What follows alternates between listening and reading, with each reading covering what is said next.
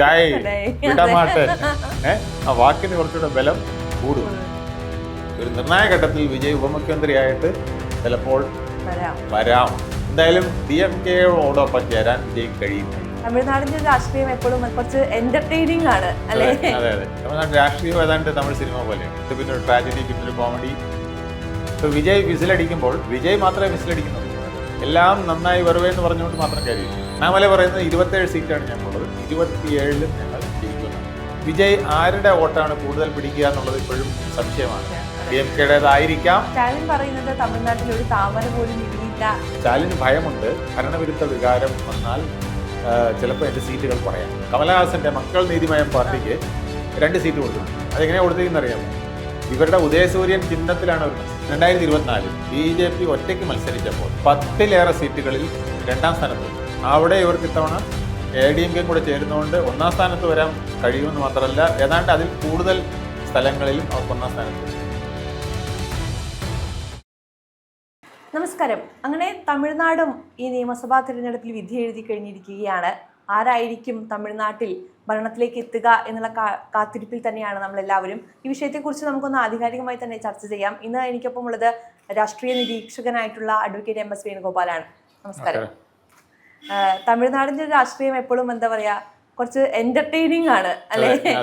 കുറച്ച് കൗതുകം നിറഞ്ഞ, എന്നുവെച്ചാൽ ഒരാളെ വളർത്താനും അതുപോലെ അടിച്ച് താഴെ ഇടുകയും ചെയ്യുന്ന ആളുകളാണ് തമിഴ്നാട്ടിലുള്ള ആളുകളെ എടുത്തു നോക്കുമ്പോൾ. എങ്ങനെയാണ് ഈ തിരഞ്ഞെടുപ്പിനെ നോക്കിക്കാണുന്നത്? തമിഴ്നാട് രാഷ്ട്രീയം ഏതാണ്ട് തമിഴ് സിനിമ പോലെയാണ്.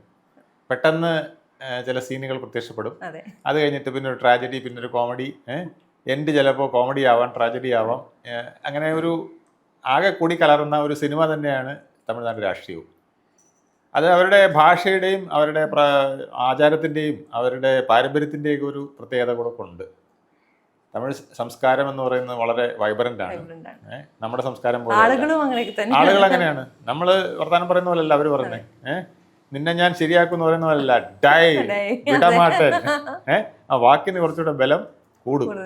അതുപോലെയാണ് അവരുടെ എല്ലാ പ്രവർത്തനങ്ങളും. വളരെ ഡൈനാമിക്കാണ്, അതേസമയം വളരെ പൊയറ്റിക്കുമാണ്. ആ ലാംഗ്വേജ് വളരെ പൊയറ്റിക്കാണ്, സ്നേഹമുള്ളവരാണ്.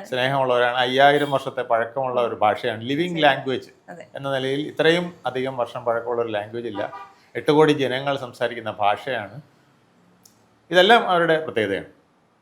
അതോടൊപ്പം അവരുടെ ഏറ്റവും വലിയ പ്രത്യേകത, അവർക്ക് പ്രത്യേകം ഒരു ഐഡൻറ്റിറ്റി കീപ്പ് ചെയ്യാൻ അവർ എല്ലാ കാലത്തും ശ്രമിക്കാറുണ്ട് എന്നുള്ളതാണ്. അതിനെ രാഷ്ട്രീയ കക്ഷികൾ പലപ്പോഴും മിസ്യൂസ് ചെയ്യാറുണ്ട്. ഇപ്പോൾ തന്നെ DMK ചെയ്യുന്നത് ഒരു പ്രാദേശിക വാദം അവിടെ ഉയർത്തിക്കൊണ്ട് ആ ദേശീയതയിൽ നിന്ന് മാറി നിൽക്കാനുള്ള ശ്രമം അവരെപ്പോഴും നടത്തുന്നുണ്ട്. ഇതാണ് BJPക്ക് DMK-യുമായിട്ടുള്ള ഏറ്റവും വലിയ എതിർപ്പിൻ്റെ കാരണവും. എപ്പോഴും ഒരു പ്രാദേശികവാദത്തിൽ ഊന്നിക്കൊണ്ട് തങ്ങളുടെ പ്രദേശത്തെ സീറ്റുകൾ, പാർലമെൻറ്റിലേക്കാണെങ്കിൽ 39, നിയമസഭയിലേക്കാണെങ്കിൽ 234 മാക്സിമം DMK കയ്യിലാക്കണം എന്ന് അവർ വിചാരിക്കുന്നു. ADMK-യും അങ്ങനെയാണ് ചെയ്തുകൊണ്ടിരുന്നത്. പക്ഷേ ഇപ്പോൾ ആ രാഷ്ട്രീയം പെട്ടെന്നൊന്ന് മാറി. കാരണം ഒരു 3ാം മുന്നണി കേരളത്തിൽ, നമ്മുടെ BJP ഒരു 3ാം മുന്നണി വന്നില്ലേ, അതുപോലൊരു 3ാം മുന്നണി അവിടെയും ഉദയം ചെയ്തിരിക്കുന്നു. അപ്പോൾ അതിൻ്റേതായ ചില പ്രശ്നങ്ങളിപ്പം അവിടെയുണ്ട്. ആ രാഷ്ട്രീയം എങ്ങനെ ഒത്തുപോകണം എന്നുള്ളത് പല രാഷ്ട്രീയ പാർട്ടികൾക്കും അറിയില്ല. വിജയ് ആരുടെ വോട്ടാണ് കൂടുതൽ പിടിക്കുക എന്നുള്ളത് ഇപ്പോഴും സംശയമാണ്. DMK-യുടേതായിരിക്കാം എന്ന് പറയുന്നുണ്ടെങ്കിലും ADMK-യുടെ നിന്നും കുറച്ച് വോട്ടുകളൊക്കെ പോയേക്കാം. സിനിമാ നടന്മാര് അവർക്ക് നമുക്കറിയാം, നമുക്കിപ്പോൾ മലയാളിക്ക് ലാലേട്ടൻ, മോഹൻലാൽ, അവർക്കൊക്കെ നമുക്ക് അവരോടുള്ള ഒരു സ്നേഹമുണ്ട്. പക്ഷെ അത് വോട്ടായി മാറുമോ എന്ന് ചോദിച്ചാൽ നമ്മൾ ചിന്തിക്കും. പക്ഷെ തമിഴ്നാട്ടുകാർ അങ്ങനെയല്ല. ആ സ്നേഹം വോട്ടാക്കി കൊടുക്കാൻ അത്ര സമയം വേണ്ട അവർക്ക്. കാരണം MGR, ജയലളിത, അങ്ങനെ പക്ഷെ ഒരുപാട് എക്സാമ്പിൾ നമുക്ക് മുന്നിലുണ്ടെങ്കിലും ഇപ്പൊ അവസാനം വന്ന കമൽഹാസൻ ആണെങ്കിലും രജനീകാന്ത് ആണെങ്കിലും ഇവർക്കൊന്നും ഇതിൽ വിജയിക്കാൻ സാധിച്ചിട്ടില്ല എന്നുള്ളൊരു പോയിന്റും കൂടിയില്ലേ? അത് തീർച്ചയായിട്ടും ഉണ്ട്. കാരണം MGR-ന്റെ അല്ലെങ്കിൽ ജയലളിതയുടെ ഒരു സ്റ്റേച്ചറിലല്ല പിന്നീടുള്ള രാഷ്ട്രീയത്തിലേക്ക് വന്ന സിനിമാ നടന്മാർ പോയത്. കാരണം MGR എന്ന് പറയുന്നത് അദ്ദേഹത്തിന് 60കളുടെ പകുതി മുതൽ തന്നെ അദ്ദേഹം DMK ആയിട്ട് ബന്ധപ്പെട്ടിരുന്നു. 68-ലാണെന്ന് എനിക്ക് തോന്നുന്നു അദ്ദേഹം DMK-യുടെ ട്രഷറായിരുന്നു. അങ്ങനെ അദ്ദേഹത്തിന് വലിയൊരു പാരമ്പര്യമുണ്ട് ആ പാർട്ടിയിൽ. ഓരോ വ്യക്തികളുമായിട്ട് അദ്ദേഹത്തിന് ജില്ല തോറും അറിയാവുന്ന ഒരു ബന്ധമുണ്ടായിരുന്നു. അപ്പോൾ അദ്ദേഹത്തിനൊരു 70കൾക്ക് ശേഷം ഒരു പാർട്ടി രൂപീകരിക്കണം തോന്നിയപ്പോൾ അതിനുള്ള ഘടകം അവിടെ നിൽപ്പുണ്ടായിരുന്നു. ഏതാണ്ട് എല്ലാ ജില്ലകളുടെയും നേതൃത്വം അദ്ദേഹം കൈക്കലായിക്കൊണ്ടാണ് നേരെ രാഷ്ട്രീയത്തിലേക്ക് വന്നത്. അല്ലാതെ 2 കൊണ്ടുവന്ന് ആദ്യമായിട്ട് പ്രദർശിപ്പിക്കുകയല്ലേ ഇത്. ഇപ്പോൾ വിജയ് വിസിലടിക്കുമ്പോൾ വിജയ് മാത്രമേ വിസിലടിക്കുന്നുള്ളൂ. ബാക്കി കൂടെ നിൽക്കുന്ന 234 സ്ഥാനാർത്ഥികൾ വിസിലടിക്കുന്നുണ്ടാവും. പക്ഷെ അതിൻ്റെ പിന്നിൽ ഒരാൾ വേണം. ഒരു രാഷ്ട്രീയ പാർട്ടിക്ക് എപ്പോഴും ആ രാഷ്ട്രീയ പാർട്ടിക്ക് ഒരു കേഡർ വേണം, അതിനൊരു ഗ്രൗണ്ട് സപ്പോർട്ട് വേണം, അതിന് വലിയൊരു ഐഡിയോളജിയും വേണം. അപ്പം ഇതിൽ ഐഡിയോളജി എന്ന് പറഞ്ഞൊന്നില്ല. ഇപ്പം നരേന്ദ്രമോദിക്കെതിരെ നിൽക്കുന്നു അല്ലെങ്കിൽ BJPക്കെതിരെ നിൽക്കുന്നു എന്നുള്ളത് മാത്രമേ അതൊരു ഐഡിയോളജി അല്ല. കാരണം ഐഡിയോളജി എന്ന് പറഞ്ഞാൽ ആരെങ്കിലും എതിർക്കുന്നത് മാത്രമല്ല. അതുപോലെ DMKക്കെതിരെ നിൽക്കുന്നു, സ്റ്റാലിൻ സാറിനെ എതിർക്കുന്നു എന്ന് പറയുന്ന ഒരു ഐഡിയോളജി അല്ല. ഇതിൽ നിന്ന് വ്യത്യസ്തമായി എനിക്ക് എന്ത് ചെയ്യാൻ കഴിയും, എല്ലാം നന്നായി വരുവേ എന്ന് പറഞ്ഞുകൊണ്ട് മാത്രം കാര്യമില്ല. അത് എങ്ങനെ നന്നായി വരും, അതിന് എനിക്ക് ഇന്ന ഒരു പ്ലാനുണ്ട്, ഇന്ന ഒരു ഐഡിയോളജി ഉണ്ട്, അല്ലെങ്കിൽ ഇന്ന ഒരു സ്ട്രാറ്റജി ഉണ്ടെന്ന് പറയാൻ പോലും വിജയ്ക്ക് കഴിയുന്നില്ല. അതാണ് വിജയുടെ ഒരു പരാജയം. അപ്പോൾ ഗ്രൗണ്ട് സപ്പോർട്ട് ഇല്ലാതെ ഇപ്പോൾ ക്രൗഡ് എപ്പോഴും വരും. ഈ ക്രൗഡ് വന്ന് ക്രൗഡ് അങ്ങ് തിരിച്ചു പോകും. അത് ഗ്രൗണ്ട് സപ്പോർട്ടിൽ മാത്രമേ അത് വോട്ടാക്കി മാറ്റാൻ പറ്റുള്ളൂ. അപ്പോൾ 2ലേക്ക് വോട്ട് പോടുക എന്ന് പറയണമെങ്കിൽ അവിടെ വീട്ടിൽ പോയി പറയാനും കൂടെ ആൾ വേണം, വിളിച്ചു കൊണ്ടുപോയി ബൂത്തിലെത്തിക്കാനും ആൾ വേണം. അത് വിജയുടെ ഒരു പരാജയമായിട്ട് ഇപ്പോൾ വന്നേക്കാം. സ്റ്റിൽ വിജയ് ശിവാജി ഗണേശൻ വന്നതുപോലെയല്ല, കമലഹാസൻ വന്നതുപോലെയും അല്ല. കാരണം അതുക്കും മേലെയാണ്. അതായത് ഒരു രജനികാന്ത് കഴിഞ്ഞാൽ ഇന്ന് അവിടുത്തെ ജനങ്ങളുടെ ഇടയിൽ സ്വാധീനമുള്ള ഒരാളാണ് വിജയ്. അപ്പോൾ വിജയ്ക്ക് കുറച്ച് വോട്ടുകൾ മാറ്റാൻ സാധിക്കും. മറ്റവർ രണ്ടുപേരും വന്ന പോലെയല്ല, അതിനേക്കാൾ കൂടുതൽ വോട്ട് മാറ്റാൻ സാധിക്കും. ആ ഒരു കാര്യമാണ് രണ്ട് മുന്നണികളെയും കൂടുതൽ ചിന്താകുലരാക്കുന്നത്, പ്രത്യേകിച്ച് DMK. കാരണം ഭരണവിരുദ്ധ വികാരം വിജയ് പൂർണ്ണമായും ഉപയോഗപ്പെടുത്താൻ ശ്രമിക്കുന്നുണ്ട്. എല്ലാ ഭരണത്തിന്റെ പരാജയങ്ങളും അദ്ദേഹം എണ്ണി പറയുന്നുണ്ട്. ഇപ്പൊ ഈ വിജയ് DMK എന്ന് പറയുന്നത് സ്റ്റാലിൻ ഭരിക്കുന്ന ആ ഒരു സർക്കാരിനെ ഇപ്പൊ ചേട്ടൻ പറഞ്ഞതുപോലെ നമുക്കറിയാം ഭരണവിരുദ്ധ വികാരം നിലനിൽക്കുന്നുണ്ട്. ഒപ്പം തന്നെ വിജയ് ഫാക്ടർ എന്തായാലും DMKയെ എഫക്ട് ചെയ്യാം. അപ്പോൾ DMKയിൽ നിന്നുള്ള ഒരു ഭരണമാറ്റം ഈ തിരഞ്ഞെടുപ്പോടുകൂടി തമിഴ്നാട്ടിൽ സംഭവിക്കും. അതിനുള്ള സാധ്യത വളരെ കൂടുതലാണ്. പലരും പറയുന്നുണ്ട് DMKയെ തോൽപ്പിക്കാനൊക്കില്ല. DMKയെ തോൽപ്പിക്കാനൊക്കില്ല എന്ന് പറയുന്നത് 26 കക്ഷികളുടെ ഒരു മുന്നണിയാണ്. 26 കക്ഷികൾ എന്ന് പറഞ്ഞാൽ വെറും കക്ഷികളല്ല.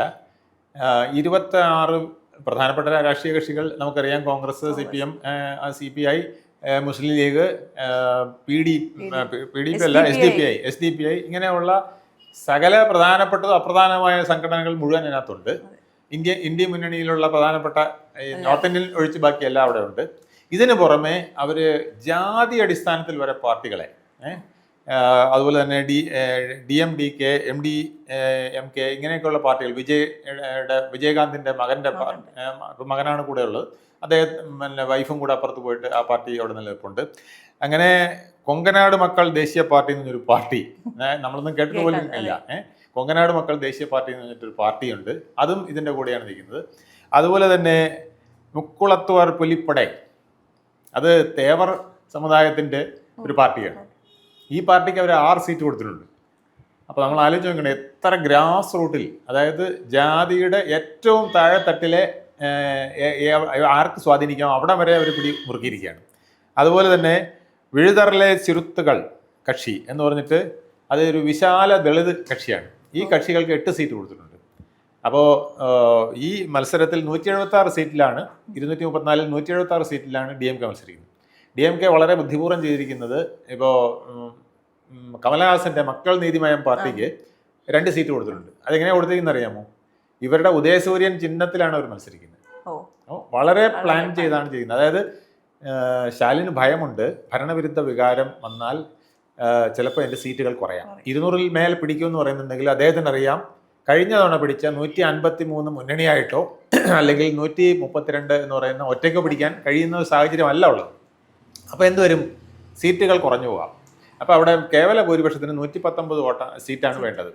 അത് കഷ്ടിച്ചെങ്ങാനും വന്നാൽ BJPയെ പോലൊരു കക്ഷിക്ക് വേണമെങ്കിൽ അവിടെ പുഷ് ആൻഡ് പുള്ള് നടത്തി ചിലപ്പോൾ ഭരണത്തെ അട്ടിമറിക്കാൻ വരെ കഴിഞ്ഞേക്കും. അതുകൊണ്ടാണ് അദ്ദേഹം എല്ലാവരെയും ഉദയസൂര്യൻ ചിഹ്നത്തിലാണ് ഈ പ്രധാനപ്പെട്ട ദേശീയ പാർട്ടി CPI, CPM അല്ലെങ്കിൽ കോൺഗ്രസ് ഒക്കെ ഒഴിച്ച് കഴിഞ്ഞാൽ പിന്നെ ആ അതുപോലെ പ്രാദേശികമായിട്ട് MDMK പോലുള്ള ചില കക്ഷികൾക്ക് ഒഴിച്ചു കഴിഞ്ഞാൽ മുഴുവൻ പേരെയും അദ്ദേഹം സ്വന്തം പാർട്ടിയുടെ ചിഹ്നത്തിലാണ് മത്സരിപ്പിക്കുന്നത്. ഞാൻ ഈ പറഞ്ഞ പാർട്ടികൾക്കൊക്കെ 8-10 സീറ്റൊക്കെ കൊടുത്തിട്ടുണ്ടെങ്കിൽ അതെല്ലാം സ്വന്തം പാർട്ടി ചിഹ്നത്തിലാണ്, ഉദയസൂര്യൻ ചിഹ്നത്തിലാണ് മത്സരിക്കുന്നത്. എന്ന് വെച്ചാൽ നാളെ ഒരു അറ്റപ്പറ്റ ഒരു മന്ത്രിസഭ രൂപീകരിക്കേണ്ട അവസ്ഥ വന്നാലും അതിൽ നിന്ന് 2-4 പേര് ചാടി അപ്പുറത്ത് പോകരുത്. പോയാൽ കൂറുമാറ്റ നിയമപ്രകാരം അവർ അസാധുവായി പോകണം, വീണ്ടും ഇലക്ഷൻ അവിടെ നടക്കണം. ബുദ്ധിക്ക് കളിച്ചു എന്നൊക്കെ പറയാം. വളരെ ബുദ്ധിപൂർവ്വമുള്ള കളിയാണ്.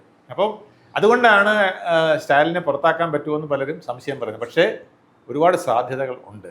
സ്റ്റാലിൻ പറയുന്നത് തമിഴ്നാട്ടിൽ ഒരു താമര പോലും വിരിയില്ല എന്ന് സ്റ്റാലിൻ പറയുന്നുണ്ട്. പക്ഷേ കഴിഞ്ഞ പ്രാവശ്യം നമുക്കറിയാം 13% വോട്ട് വർധനവാണ് അണ്ണാമലയുടെ നേതൃത്വത്തിൽ തമിഴ്നാട്ടിൽ ഉണ്ടായത്. 11% മേൽ. അതെ, 12% നമുക്ക് വേണമെങ്കിൽ പറയാം. അപ്പോൾ ഈ ഒരു തെരഞ്ഞെടുപ്പില് അതിൽ കൂടുതലല്ലേ നമ്മൾ പ്രതീക്ഷിക്കേണ്ടത്? കാരണം AIDMKയുമായിട്ടാണ് ഒരു സഖ്യം ചേർന്നിരിക്കുന്നത് BJP. അതായത് കഴിഞ്ഞ തവണ 2024 BJP ഒറ്റയ്ക്ക് മത്സരിച്ചപ്പോൾ അവർ 10ലേറെ സീറ്റുകളിൽ 2ാം സ്ഥാനത്ത് വന്നു. കഴിഞ്ഞ തവണ ഒറ്റയ്ക്ക് മത്സരിച്ചിട്ട് പോലും 10ലേറെ സീറ്റുകളിൽ 2ാം സ്ഥാനത്ത് വന്നു. അവിടെ ഇവർക്ക് ഇത്തവണ AIDMKയും കൂടെ ചേരുന്നതുകൊണ്ട് 1ാം സ്ഥാനത്ത് വരാൻ കഴിയുമെന്ന് മാത്രമല്ല, ഏതാണ്ട് അതിൽ കൂടുതൽ സ്ഥലങ്ങളിലും അവർക്ക് 1ാം സ്ഥാനത്ത് വരും. അണ്ണാമല പറയുന്നത് 27 സീറ്റാണ് ഞങ്ങൾക്കുള്ളത്, 27ലും ഞങ്ങൾ ജയിക്കുമെന്നാണ്. ഇത്രയും ഉണ്ടായില്ലെങ്കിലും ഒരു വലിയ മുന്നേറ്റം, 10-20 സീറ്റിലധികം. നരേന്ദ്രമോദിജി തന്നെ 2-3 തവണയാണ് തമിഴ്നാട് തീർച്ചയായിട്ടും വന്നിട്ടുണ്ട്. അത് മാത്രമല്ല, ഇപ്പോൾ വോട്ടിംഗ് ശതമാനം എടുത്താൽ 38% ഇപ്പോഴത്തെ അവസ്ഥയിൽ DMKയുടെ വോട്ടിംഗ് ശതമാനമായിട്ട് പറയുന്നത്. 33% AIDMKക്കുണ്ട്. ഇവരുടെ 12 കൂട്ടിക്കോളും. ആ 12 കൂടെ ചേരുമ്പോൾ ശരിക്ക് DMKയേക്കാൾ മുന്നിൽ വരേണ്ടതാണ്. പക്ഷേ ഈ രാഷ്ട്രീയത്തിൽ എപ്പോഴും 2-4 അല്ലല്ലോ. അപ്പോൾ ഏതാണ്ട് ഒരു ടഗ് ഓഫ് വാർ, ഒരു നല്ല ഒരു മത്സരത്തിനുള്ള വേദി ഒതുങ്ങിയിട്ടുണ്ട്. അപ്പോൾ ഇവർ തമ്മിൽ മാത്രമായിരുന്നെങ്കിൽ ഒരുപക്ഷെ പിന്നെ BJP മുന്നണിക്ക്, NDA മുന്നണിക്ക് വിജയിക്കാൻ കഴിയുമായിരുന്നു. പക്ഷെ ഇപ്പോൾ വിജയും കൂടെ വന്നതുകൊണ്ട് ഇതെങ്ങനെ പോകും എന്നുള്ളത് ഒരു വലിയ ചിന്തയാണ്. അപ്പോൾ വിജയ് മുന്നോട്ട് വെക്കുന്നത് ഇപ്പോൾ നമ്മൾ നേരത്തെ പറഞ്ഞതുപോലെ മോദി വിരുദ്ധ വികാരമാണെന്നാണ് വിജയ് പറയുന്നത്. അതെ അതെ. അപ്പോൾ അങ്ങനെയാണെങ്കിൽ DMKയുടെ വോട്ടിൽ നിന്നല്ലേ ഒരു ചോർച്ചയ്ക്ക് സാധ്യത കൂടുതൽ? DMKയുടെ വോട്ടിൽ നിന്ന് കൂടുതൽ ചോർച്ചയ്ക്ക് സാധ്യത. എന്നാൽ ഈ ഫാൻ എല്ലായിടത്തും ഉണ്ടല്ലോ, ഒരു സിനിമാ നടനുള്ള താല്പര്യം. പക്ഷെ ഇതൊക്കെ വോട്ടാക്കി മാറ്റാൻ താഴെത്തട്ടിൽ വേണ്ട സംവിധാനം വിജയിക്കില്ല എന്നുള്ളതാണ് പ്രശ്നം. പക്ഷെ എന്നാലും ഒരു 15% വോട്ട് ഏതാണ്ട് ഉറപ്പാണ് എന്നാണ് പൊതുവേ നിരീക്ഷിക്കപ്പെടുന്നത്. അത് ചിലപ്പോൾ 20% വരെ പോയാൽ, ഒരു 15% ആണെങ്കിൽ പോലും 20-25 സീറ്റിനകത്ത് വിജയ് ചിലപ്പോൾ പിടിച്ചേക്കാം. അപ്പോൾ അത് 20%-ലേക്ക് അത് ഉയർന്നാൽ 30-34 സീറ്റ് വരെ പോകാം. അങ്ങനെയാണെങ്കിൽ ഇപ്പോഴത്തെ മത്സരത്തിൽ ഇപ്പോൾ AIDMKക്ക് ഇപ്പം തന്നെ 66 സീറ്റാണ് അവിടെ. കഴിഞ്ഞ തവണ അവർ ഏറ്റവും മോശമായ രീതിയിൽ മത്സരിച്ചപ്പോൾ ജയലളിതയുടെ മരണവും മറ്റു കാരണങ്ങളും, അവർക്ക് നേതൃത്വം ഇല്ലാത്തതും, പിന്നെ പരസ്പരം തമ്മിലടി, എടപ്പാടിയും പനീർശെൽവവും അതുപോലെ തന്നെ ശശികലയും ദിനകരനും എല്ലാം തമ്മിൽ കൂട്ട അടിയായിരുന്നു. ആ അടിക്കിടയിൽ പോലും അവർക്ക് 66 സീറ്റ് കിട്ടി. പക്ഷേ ഇപ്പോൾ ഇത്തവണ അത് അവർ 169 സീറ്റിലാണ് മത്സരിക്കുന്നത്. ഇത്തവണ അത് ഗണ്യമായി വർദ്ധിപ്പിക്കും. ഇനി അവർ 100 സീറ്റിലാണ് വരുന്നതെങ്കിൽ പോലും AIDM അവിടെ ഒരു ചോദ്യം ഉയരുകയാണ്. 34 സീറ്റ് അടുപ്പിച്ച് അല്ലെങ്കിൽ 24 സീറ്റ് വിജയ് പിടിച്ചാൽ ആ 100 + 24 ആയാൽ 124, 118 മതി അവിടെ ഭരണം പിടിക്കാൻ. അപ്പോൾ ഒരു നിർണായക ഘട്ടത്തിൽ വിജയ് ഉപമുഖ്യമന്ത്രിയായിട്ട് ചിലപ്പോൾ വരാം. അങ്ങനെ വന്നാൽ ആ ഒരു മുന്നണി ഉണ്ടാകാൻ സാധ്യതയുണ്ട്. എന്തായാലും DMKയോടൊപ്പം ചേരാൻ വിജയ്ക്ക് കഴിയില്ല. ഈ ഭരണം മാറണം, ജനങ്ങൾക്ക് നല്ലത് സംഭവിക്കുന്ന ഒരു ഭരണം വരണം എന്നാണ് വിജയ് പറയുന്നത്. അപ്പോൾ ആ വിജയ്ക്ക് ഒരിക്കലും ജയിച്ചു വന്നാൽ 10 സീറ്റായാലും 20 സീറ്റായാലും അത് ഇവരോടൊപ്പം ചേർന്ന് പോകാൻ കഴിയില്ല. പക്ഷേ ഇവരോടൊപ്പം ചേരുമ്പോൾ BJP ഉണ്ട്. BJP ഉള്ളതുകൊണ്ട് അത് തൽക്കാലത്തേക്ക് മറക്കും. രാഷ്ട്രീയത്തിൽ ഇങ്ങനെയാണല്ലോ എല്ലാ കാര്യങ്ങളും. ചിലപ്പം ഞാൻ പിന്തുണ കൊടുക്കുന്ന AIDMKക്കാണ് എന്ന് പറഞ്ഞുകൊണ്ട് നിൽക്കാം.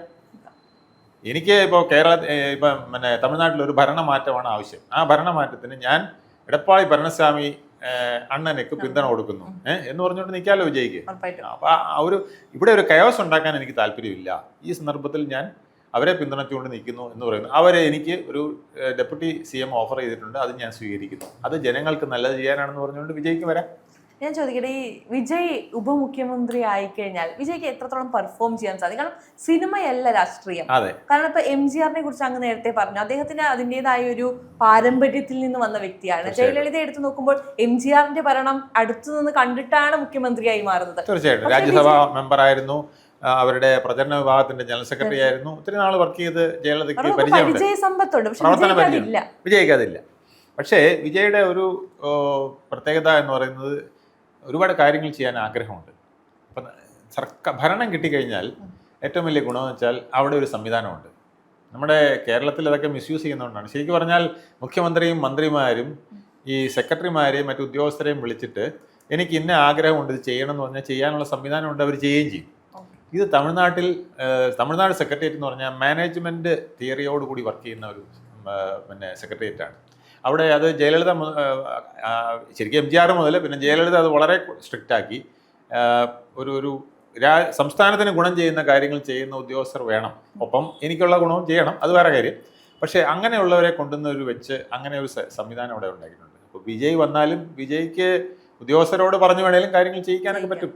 ആഗ്രഹമുണ്ടെങ്കിൽ നല്ല ഒരു നേതാവ് ഭരണത്തിൽ വന്നാൽ അയാൾക്ക് പലതും ചെയ്യാൻ കഴിയും, അത് യാതൊരു സംശയവുമില്ല. ഈ തമിഴ്നാട്ടിലെ ജനങ്ങളെ എടുത്ത് നോക്കുമ്പോൾ നമുക്കറിയാം, തമിഴ്നാട്ടിൽ പോയി കഴിഞ്ഞാൽ ഗ്രൈൻഡർ, മിക്സി, TV, ലാപ്ടോപ്പ്, പൈസ ഇതെല്ലാം കൊടുത്തിട്ടാണ് വോട്ട് വാങ്ങുന്നത്. അത്തരത്തിൽ എന്താ പറയുക, നിഷ്കളങ്കരാണ് എന്ന് പറയേണ്ടി വരും. ഒരാൾ ഒരു ഗ്രൈൻഡർ കൂടുതൽ കൊടുക്കാമെന്ന് പറഞ്ഞാൽ വോട്ട് അങ്ങോട്ട് ചെയ്യുന്ന ഒരു സാഹചര്യം. അല്ല, അത് വളരെ വർഷങ്ങളായിട്ട് അവർക്ക് ഇത് ശീലമായി പോയി. സാരി കൊടുക്കുന്നു, അതൊക്കെ ചെറിയ ചെറിയ കാര്യങ്ങളായിരുന്നു. പക്ഷെ ഇപ്പൊ അത് മാറി വലിയ വലിയ ഓഫറുകളാണ്. ഇപ്പോൾ DMK തന്നെ 8,000 രൂപയുടെ കൂപ്പണാണ് കൊടുക്കുന്നത്. ഫ്രിഡ്ജും അതിനൊക്കെ പുറമെ 8,000 രൂപ കൂപ്പൺ, നിങ്ങൾക്ക് ഇഷ്ടമുള്ള സാധനം ഇഷ്ടമുള്ള കടയിൽ പോയി വീട്ടിലേക്ക് എന്ത് വേണോ വാങ്ങിച്ചോളാൻ എന്നൊക്കെ പറഞ്ഞ് കൊടുക്കുന്ന ഫ്രീ ബീസ് സമ്പ്രദായം അവിടെ പണ്ട് മുതലേ ഉണ്ട്. ഇപ്പോൾ കുറച്ച് കൂടിയിട്ടുണ്ട്. മറ്റ് മുന്നണികളും ഇതുപോലെ എല്ലാം ഓഫറുകൾ കൊടുത്തിട്ടുണ്ട്. അതുകൊണ്ട് ഇത് അവർക്കൊരു ശീലമായി. എനിക്ക് തോന്നുന്നത് അവർ സ്ഥിരം ഉള്ള ആൾക്കാർ അവർക്ക് പോയി വോട്ട് ചെയ്യും. അങ്ങനത്തെ ഒരു കൾച്ചർ അവിടെ ഉണ്ട്. അല്ലെങ്കിൽ പിന്നെ ഈ 33%, 32% എന്നൊക്കെ പറഞ്ഞ് നിൽക്കില്ലല്ലോ. അപ്പോൾ അത് ഈ BJPക്ക് 12% എന്നൊക്കെ പറഞ്ഞ് ആളുകൾ വോട്ട് ചെയ്യണമെങ്കിൽ തീർച്ചയായിട്ടും ഇതൊക്കെ പണ്ടും ഉണ്ടായിരുന്നു. അപ്പോൾ അവർ സാധനം മേടിക്കും, പിന്നെ അതിൽ ചെറിയൊരു അൻപ് കാണിക്കും. എന്നാലും പൂർണ്ണമായും അവരുടെ വോട്ടിംഗ് പവർ അവർ അടിമത്തം ചെയ്യില്ല. ഇത്തവണ വിജയുടെ ഒരു പ്രധാന ഗുണം എന്ന് പറയുന്നത് വിജയ്ക്ക് കൊങ്കൺ പ്രദേശങ്ങളിലൊക്കെ ചെറിയ ഇൻഫ്ലുവൻസ് ചെലുത്താൻ കഴിയുന്നു എന്നുള്ളതാണ്. അങ്ങനെയാണെങ്കിൽ കുറച്ചുകൂടെ സീറ്റുകൾ വിജയ് പിടിക്കും. വിജയ് പിടിച്ചാൽ അത് DMKക്ക് ദോഷമായിട്ട് വരും. ഈ വിജയ് സിനിമയിലൂടെ പറഞ്ഞു വെച്ച ഒരുപാട് രാഷ്ട്രീയങ്ങളുണ്ട്. പാവപ്പെട്ടവന് രക്ഷകനായി എത്തുന്ന ഒരു വിജയ്. അത് എനിക്ക് തോന്നുന്നു ഓരോ വിഷയങ്ങളും വിജയ് വേണമെന്ന് വെച്ച് പ്രീ പ്ലാൻ ചെയ്തതാണോ എന്ന് നമ്മൾ സംശയിക്കും. ജനനായകൻ അങ്ങനെ ചെയ്തതാണ്. ജനനായകൻ എന്നുള്ള സിനിമ തന്നെ ജനങ്ങളെ മുഴുവൻ രക്ഷിക്കുന്ന ഒരു നായകനായിട്ട് വരുന്ന സിനിമയാണ് അദ്ദേഹം എടുത്തത്. അത് റിലീസ് ചെയ്യണം, ബോക്സ് ഓഫീസ് ഹിറ്റായിട്ട് റിലീസ് ചെയ്യണം എന്നാണ് വിചാരിച്ചത്. പക്ഷെ അത് പലപ്പോഴും നടന്നില്ല. പലവിധ ഇന്റർഫിയറൻസ് വരികയും സെൻസർ ബോർഡിന്റെ കത്രിക വരികയൊക്കെ ചെയ്തപ്പോൾ നടന്നില്ല. പക്ഷെ അതിന് പകരം അദ്ദേഹം ബുദ്ധിപൂർവ്വം എന്ത് ചെയ്തു, ഇതിനെ അങ്ങ് ലീക്കാക്കി കൊടുത്തു. എല്ലാവരുടെയും മൊബൈലിലേക്ക് അങ്ങ് ഇട്ട് കൊടുത്തു. അപ്പോൾ ഇത് എല്ലാ വീട്ടിലും ഇത് കാണുന്നുണ്ട്. ആ വിധത്തിൽ എല്ലാവരും ഇപ്പോൾ കണ്ടു കഴിഞ്ഞു. അപ്പം ആ ഒരു ഇൻഫ്ലുവൻസും അദ്ദേഹത്തിന് ഗുണകരമായിട്ട് വരാം. പക്ഷെ എന്നാലും എത്രത്തോളം വോട്ടായി മതി എന്നുള്ളത് വലിയൊരു ചോദ്യമാണ്. അതനുസരിച്ചിരിക്കും തമിഴ്നാട് രാഷ്ട്രീയത്തിന്റെ അടുത്ത പോക്ക്. നമസ്കാരം.